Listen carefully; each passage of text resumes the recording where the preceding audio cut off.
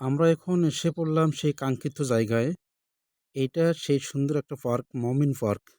পার্কের ভেতর এটা হচ্ছে ঢোকার রাস্তা এবং ২ সাইডে লাইট আছে রাস্তার উপর। অনেক সুন্দর গাছ। একটু পরেই আমরা ঢুকে পড়ব সেই মমিন পার্কে। পার্কে নাকি অনেক লোকজন আসে, অনেক দূর থেকে পর্যটকরা আসে এবং অনেক সুন্দর একটি পুকুর আছে।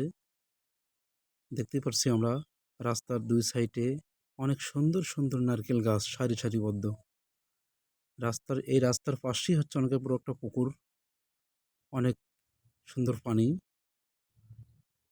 আমরা দেখাচ্ছি সেই পুকুরটি। এই যে সেই পুকুর এবং পুকুরের সাইডে একটু নগরদোলা আছে। চরকির মতন যাকে বলা হয়।